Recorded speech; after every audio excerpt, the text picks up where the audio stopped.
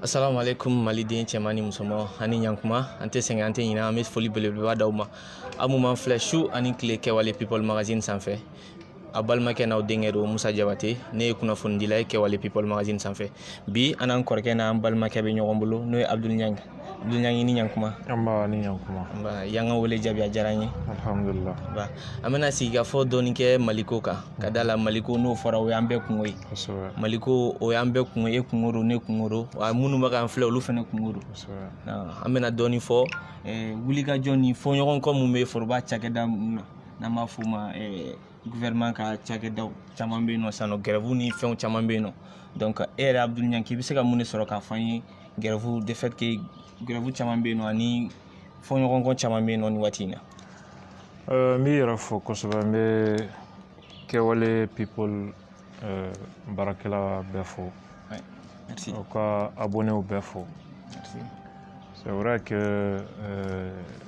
grève ye hakɛ de jamana sariyaw ye hakɛ min di faso baarakɛla ma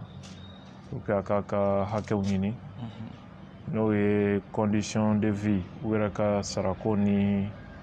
u ka prime ko ani u ka carrière yɛrɛ ni siniɲɛsigi bɛ se ka organiser cogo min ani condition de travail fana parce que baarakɛla mago bɛ ka baara kɛ ni minɛnw ye ani cogoya min kɔnɔna la a bɛ se ka baara kɛ donc ni faama minnu ka kɛta don n'olu hakili m'a ye syndicats sigira sen kan pour que ka fanga hakili jigin u ka hakɛw la ani tɔɔrɔ minnu b'u kan ni kumaya ni sigikafɔ ma ban cogoya caman b'u bolo u bɛ se ka fanga wele tribunal la u bɛ se ka marchew kɛ u bɛ se ka sit-inw kɛ u bɛ se ka hali grèvew kɛ tile 2 tile 3 fo ka taa se grève illimité ma pour que u ka laɲiniw bɛ se ka sɔrɔ cogo min bon c'est vrai que grève ye hakɛ min ye de constitution ye hakɛ min di baarakɛla ma mais sariya ye cogoyaw k'a la grève bɛ kɛ sariya de fana kɔnɔ et en même temps jamana dɔw yɛrɛ la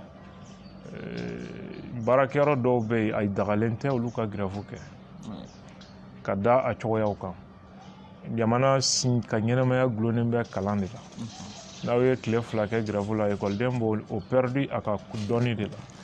la fo ka taa se kalo 1 kalo 2 ni fɛnw ma c'est pourquoi jamana caman kɔnɔ école-maîtres a dagalen tɛ u ka taa grève la u bɛ se k'u ka hakɛ ɲini ni cogoya wɛrɛ ye mais grève tɛ dɔgɔtɔrɔw fana ka grève bɛ o cogo la jamana caman kɔnɔ ani kiiritigɛlaw mais faso baarakɛla dɔw bɛ yen sariya ma jɛ n'a ye hali syndicat ka ye olu bolo i n'a fɔ armée syndicat ko armée kɔnɔ a bɛ jamana kɛ basigibali de ye o jamana tɛ basigi fo ka taa fɔ min kɛra bon hali syndicat bɛ polisi kɔnɔ voyez que kɛra problème min ye heureusement que polisi armelen ba tɛ Mali kɔnɔ sinon a tun bɛ taa sabu wolo ko wɛrɛw la min tɛ juguya ka tɛmɛ nin bɛɛ kan mais an ye fɛn min faamu grève sariya la grève bɛ kɛ baarakɛlaw ka hakɛ ɲini de kama un motif strictement professionnel a tɛ kɛ politique kama mais parfois grève min ye politique grève ye ani min tɛ politique grève ye a ka gɛlɛn i ka danfara kɛ ani ɲɔgɔn cɛ c'est ni baarakɛlaw bɔra ko nin tɛ ka fɛn fɔ fɛn min se tɛ grève ye u ka hakɛ dɔw k'a ɲini mais i b'a sɔrɔ a caman ye politique grève ye u yɛrɛ b'a dɔw bɛ min ɲini a se tɛ fanga ye k'a kɛ mais objectif ye dɔrɔn ka jamana bloquer ka jamanadenw dusu bɔ ka bila fanga la le plus souvent malheureusement o cas suguw de bɛ yen pour que Musa ka fanga ka tiɲɛ UNTM ninnu y'u sen don grève banbaliw la an y'a mɛn ɲinɛ fana k'a fɔ ko syndicat dɔw tun infiltrelen bɛ opposition fɛ pour que ka grève ka olu mener bon n'o kɛra jamanadenw de bɛ tɔɔrɔ jamanadenw de bɛ sɛgɛn grève b'a sensible le plus souvent malheureusement syndicat ko kɛlen b'o ye c'est pourquoi fanga b'a ɲini k'a ka syndicat sɔrɔ opposition b'a ɲini k'a ka syndicat sɔrɔ bɛɛ bɛ nafolo di ta fama pour que o bɛ se k'i ka baara kɛ cogo min o tɛ hɛrɛ ye jamana kɔnɔ dɛ ka b'o la sariya yɛrɛ kɔkɔ baarakɛla minnu ka interdilen bɛ k'olu kana taa grève la Mali kɔnɔ olu de bɛ grève la bi n'o ye administrateur civil ninnu ye n'i y'u ka statut lajɛ ordonnance min taara en 2018 article 79 o b'a yira kɛnɛ kan ko a dagalen tɛ maa o maa ye faso ka représentant ye a dagalen tɛ i ka grève kɛ gouverneur ye faso ka représentant ye région kɔnɔ préfet ye faso représentant ye cercle kɔnɔ arrondissement kɔnɔ sous-préfet de ye faso ka représentant ye donc n'a ta bɛɛ an ka administrateur civil bɛ 15 jours grève la en violation de la loi donc u bɛ forfaiture de la u bɛ coalition des fonctionnaires contre les lois u b'o de la état bɛ se ka a mɔgɔw minɛ bi k'u datugu kaso la état bɛ se k'u remplacer bi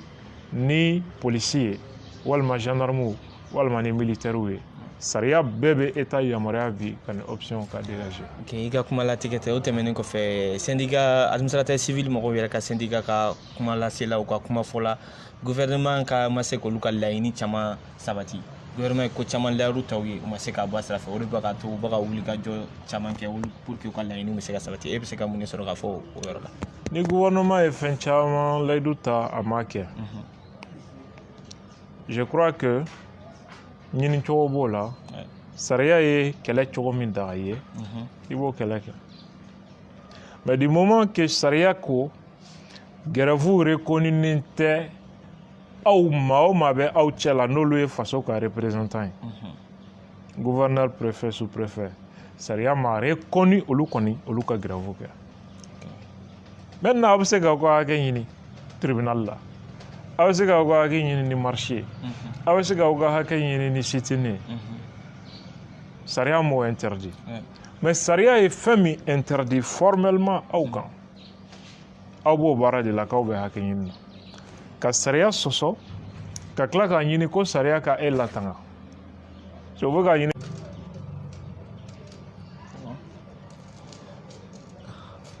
ani ɲankuma ko kura halisa an bɛ ɲɔgɔn bolo an bɛ kɛwale people magazine sanfɛ an n'an kɔrɔkɛ n'an balimakɛ bɛ ɲɔgɔn bolo Abdul Ɲank donc Abdul Ɲank halisa an bɛ tɛmɛ ni ɲininkaliw ye donc ok donc i n'a fɔ i yɛrɛ bɔra k'a fɔ cogoya min na jamana min kɔnɔ a bɛ gɛlɛya kɔnɔ surtout an bɛ transition ani ɲankuma ko kura maliden cɛman ni musoman an mun filɛ su ani tile sanga ni waati kɛwale people magazine sanfɛ an b'a yira la k'a fɔ halisa n'an balima n'an kɔrɔkɛ bɛ ɲɔgɔn bolo n'o ye Abdul Ɲanka an bɛ ka kuma Mali ko kan Mali ko n'o fɔra o b'an bɛɛ kungo ye Mali ko e kungo do ne kungo do Abdul Ɲanka kungo do donc Abdul Ɲanka an t'a bila dagirinna an bɛ ɲininkali continuer donc an y'a bila yɔrɔ min na e yɛrɛ hakilina gouvernement de la transition a bɛ se ka nin revendication ninnu bɛɛ laɲiniw sabati an bɛ waati min na ko sisan. Non, je crois que ali syndicat minnu bɛ grève la u b'a dɔn ko u bɛ ka min ɲini a tɛna se ka kɛ par exemple UNTM ka grève ko min kun bɔlen filɛ nin ye UNTM ka grève tile 3 faso bɛ miliyari hakɛ min perdu ma t'a da dɔn bon jamana min yɛrɛ bɛ kale kan déjà est-ce que o jamana mago bɛ wari wɛrɛ perdu la c'est pas possible mais erreur dɔw de kɛra sababu ye ka na n'o ye parce que UNTM ye hakɛ dɔ tun dira maîtres ma UNTM ye grève kɛ o hakɛ ka di olu fana ma o hakɛ min dira UNTM ma école karamɔgɔ minnu tun y'u sama ka bɔ UNTM ka fɛn na n'o ye statut général ye olu ko k'o hakɛ min kɛra UNTM ye o fana ka di olu ma maintenant o fana dira école maître ma article 39 bɛɛ b'a dɔn a tɛna se ka appliquer a se tɛ jamana ye UNTM fana wulila tuguni a ye min di école karamɔgɔ ma a b'anw fana concerné donc grève ninnu bɛɛ kun ye nin kɛra karisa ye donc a ye nin kɛ ne fana ye nin kɛra karisa ye nin kɛ mais mɔgɔ sa min bɛ ka don jamana kun personne n'a besoin de ça denmisɛnw ka kalanw tiɲɛna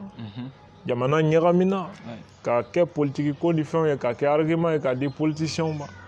jamana se ni hakɛ la bon moi je pense que kɛlɛ fɛn bɛ sen na ni san laban ninnu na syndicats bolo a bɛɛ de ye ko a ye dɔ fara sara kan alors que jamana dɔw kɔnɔ fonctionnaire bɛ kɛlɛ la ko an ka kalo 2 kalo 3 sara bɛ a ma kɛ fɔlɔ olu b'o grève la mais Mali ka crise nata bɛ fonctionnaire si tɛ yen min sara jɔlen don mais don o don ko ka dɔ de fara sara kan Burkina taw bɛ sara nin na walima Côte d'Ivoire taw bɛ sara nin na anw ta t'o bɔ il est en train de vie ni en train de vie kelen tɛ an ka jamana bɛ guerre fana kɔnɔ n'a fɔra ko faso hinɛ banna faso baarakɛlaw la mɔgɔw tɛ foyi ɲinina hakɛ ɲini kɔ mais i ka devoir ye min ye mɔgɔ si mago t'o la Mali bɛ indépendance ta don min dɔrɔmɛ tɛ kɛsi kɔnɔ faso baarakɛlaw jɛnna k'u sara jɛw sara dɔw kɔ o de kɛra kɛsu kɔnɔ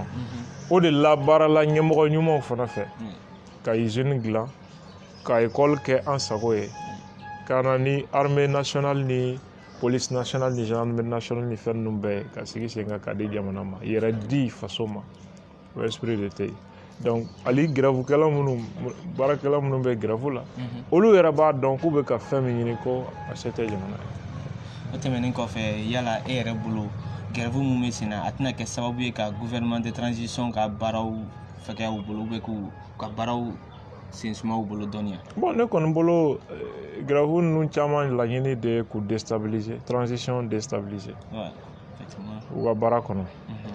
bon à la matière puisque sariya de bɛ syndicat permet ka grève kɛ état tɛna se k'u bali u ka hakɛ ɲiniw ni fɛnw na mais sariya y'a interdit minnu na état bɛ se k'olu kɛ ka tɔw ladi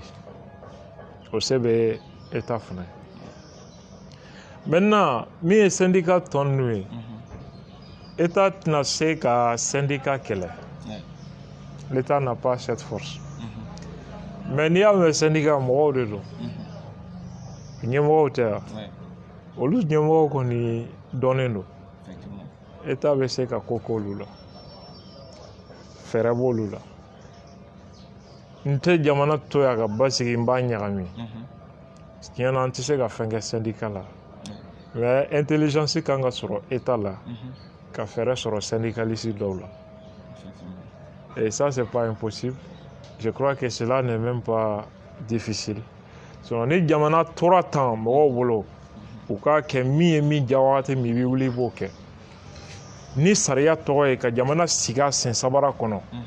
ni jamana tora tan an tɛ jamanatigiya kɛ dɛ u ye i bɛ ka fanga tiɲɛ n'o kɛlɛlankolonw ye transition bɛna déstabiliser président bɛna sigi fana u bɛna o déstabiliser n'o manamana ko kelenw de donc vraiment il est temps an ka hakili sɔrɔ ka hinɛ jamana in na ka fasoden ɲumanya bila fɛn bɛɛ sanfɛ diyara n ye o tɛmɛnen kɔfɛ an ka ɲininkali laban e yɛrɛ Abdul Nyanka e yɛrɛ en tant que maliden en tant que malien solution jumɛn yɛrɛ bɛ e bolo pour que ni fɔɲɔgɔnkɔ ninnu bɛ se ka fɛɛrɛ bɛ se ka sɔrɔ a la k'a bɛɛ ban pewu bon ne kɔni bolo fɛɛrɛ de kan ka sigi sen kan pour que ka Mali administration sen bɔ politique la pewu ne bolo transition ye yɛlɛma wagatiw ye ani jamana sariya kuraw je crois que sariya kura ni réforme min bɛna kɛ hakili kan ka to syndicat ko in na parce que en réalité a kɛra jamana ɲagaminan de ye a kɛra insurrection kɛlan de ye a bɔra hakɛ ɲini cadre kɔnɔ donc an bɛ wagati la ka na ni sariyaw ye sariya min bɛ nin yɔrɔ encadrer maliyɛnw ka kan k'a faamu bi ko Mali ka ɲɛnamaya de bɛ en jeu o tɛ politique ko ye dɛ minnu ye coup d'état kɛ u yɛrɛ ye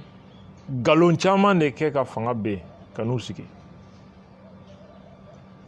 donc n'i ye nkalon kɛ ka fanga ben ka n'i sigi tu fais face aux réalités maintenant u ye nkalon minnu tigɛ u tɛna se k'a fɔ maliyɛnw ye bilen ko ayiwa ko a ye tɛmɛ n'a ye dɛ parce que a da man d'olu la bi u ye grève la donc i ye dɔ kɛlɛ ni sira min ye o fana bɛ k'i kɛlɛ n'o sira kelen de ye bi coup d'état kɔlɔlɔ ye nin de ye mais n'an tora o la an b'an ta sara coup d'état kɛra anw na nkalon kan anw fana b'a ɲini ka ninnu fana mago sa ninnu mago sali tɛ o il s'agit du pays Mali de bɛ ka segin kɔ don o don jamana bɛɛ bɛ ka tɛmɛ Mali la coup d'état banbali manamana mankan jamana kɔnɔ politique niyɔrɔ ko Mali tɔlen b'o da de fɛ il est temps an ka dɔn k'a fɔ Mali ka ɲɛnamaya de bɛ danger la bi terroristes bɛ ka nord ta centré bi fo Kayi koni Kulikoro encore yan. Pendant ce temps, ministre Sorasi Baduru bɛ anw bara k'u n'an b'a dɛmɛ. Francis Sorasi Baduru dɛmɛ kɛra cogo di? Est-ce que dɛmɛ don? An ka jamana yɛrɛ bɛ ɲini ka ban pewu. An sigilen bɛ manamana barow la, grève banbali, kiritikarata kumaw, hasidiya jugu ɲɔgɔn na, ɲɔgɔn mago sa. Donc ne kɔni bolo, il est temps administration ka sama ka bɔ politique la pewu. Politique mɔgɔ t'ala ye fanga ɲini ye. Minnu mago bɛ fanga la ka ɲini. A ye jama mobiliser, ka base la mobiliser. Élection, c'est dans quelques mois là. Tout à fait. Maximum 16 mois, 15 mois. Élection bɛna kɛ. Donc,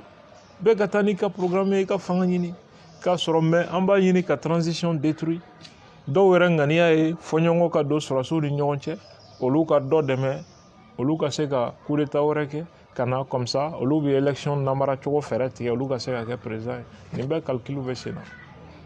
Mɔgɔ min bɛna sa u mago t'o la, etc. Farabugu situation lajɛ aujourd'hui. Mali yɛrɛ lajɛ bi, k'a ye ko i t'a senti malien yɛrɛ jogo la, ko jamana bɛ bolo la. Mali kun ka minɛ tile kelen, diɲɛ bɛɛ kun b'a dɔn ko ko dɔ kɛra Mali la. Mais bi san joli Mali bɛ bolo la, i b'a fɔ foyi. Faso kanu sara ka bɔ dusukun na ni fɛn caman. Anw mago bɛ o de dynamique ka na. Il est temps aussi Mali jeunesse ka taa fan dɔn nin ko ninnu kɔnɔ. Ka kekuya ten sa. Ka dɔn ko force ye anw de. Wa bɛɛ mago bɛ anw de force la ka utiliser. Donc au lieu que an ka kɛ so ye kuma bɛɛ o bɛ yɛlɛ an kan. An ka lajɛ vraiment an yɛrɛ fana ni ko dɔ ka kan. K'o programme sigi, k'o idéw sigi, ka jama wele, ka jama la convaincre la, k'o baarita daminɛ yani élection cɛ. A se b'an ye, a fanga bɛ an na. Mais an b'o espoir de garder toujours k'a fɔ tôt ou tard mɔgɔw bɛna nin message faamuya pour que ensemble an ka ɲɛsin jamana ma. Médiaw fana jɔyɔrɔ ka bon kosɛbɛ nin na. Ka ɲini médiaw fɛ hali bi an ka fara ɲɔgɔn kan nin ko in na. Surtout kɛlɛ mun b'an ka jamana kɔnɔ, an ka basigi kumaw fɔ, an ka kelenya kumaw fɔ, an ka fɔta kana kɛ sababu ye ka dɔ fara fitinɛw ani fɛnw kan. An ka kuma de sorte que jeunes bɛ ɲɔgɔn retrouver, ka fara ɲɔgɔn kan, k'u bolo di ɲɔgɔn ma kɛ force ba kelen ye. Bɛɛ ka hɛrɛ tɛ o la o. Bɛɛ ka hɛrɛ tɛ jamana jeunesse ka se ka bɛn ka ko dɔ taama ɲɔgɔn fɛ. Mais n'an sera k'o kɛ o ye bombe de ye. Depuis a bɛ mɛn ko jamana Mali jeunesse ye ɲɔgɔn faamu ko ka kɛnɛ dɔ sigi k'u bolo di ɲɔgɔn ma. Ko élection sunɔgɔ bɛ tigɛ ka bɔ maa caman ɲɛ na sisan. Tout ce qu'on veut, on peut l'avoir. An bɛ se ka et puis exemple ɲɛnama de don a bɛna kɛ exemple min ye Afrique jamana wɛrɛw kɔnɔ. An hakili b'o de la, o de ye ne ka souci ye. Et je suis en train de travailler à cela nuit et jour. K'aw bɛɛ wele hali bi an ka fara ɲɔgɔn kan ka ɲɔgɔn dɛmɛ o sira kan. Inch'Allah. Inch'Allah Sayira. Merci Abdou Niang y'an ka wele jaabi a diyara n ye. Alhamdulillah. Ok an kun ye nin de sɔrɔ ka d'aw ma bi Kewale People magazine sanfɛ an tɛ sɛgɛn an tɛ ɲina an bɛ foli belebeleba d'aw ma an mun m'an filɛ su ani tile a balimakɛ n'aw denkɛ don Musa Jabate. Merci à la prochaine.